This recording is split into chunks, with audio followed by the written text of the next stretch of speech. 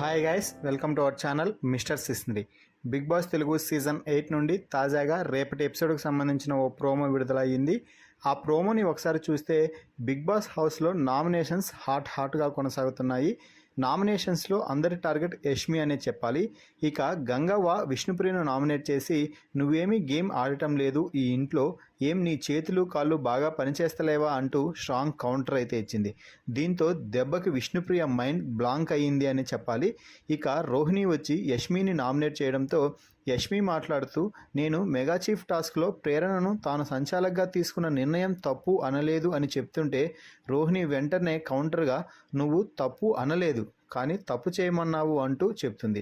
ఇక రోహిణి మాట్లాడుతూ పృథ్వీ చాలా కష్టపడ్డాడు అని అంటే ఆపోజిట్ కంటెస్టెంట్ అయిన నబీల్ ఏమైనా కాళ్ళు చాపుకొని కూర్చున్నాడా, ఆయన కూడా కష్టపడ్డాడు అంటూ రోహిణి తన స్టైల్లో దుమ్ము రేపుతుంది అని చెప్పవచ్చు. ఇక నామినేషన్స్ ముగిసిన తర్వాత మొత్తం 6 మంది నామినేషన్స్లోకి రావడం అయితే జరిగింది. ఆ 6 మంది ఎవరు అంటే పృథ్వీరాజ్, మెహబూబ్, గంగవ్వ, యష్మి, విష్ణుప్రియ, సీత.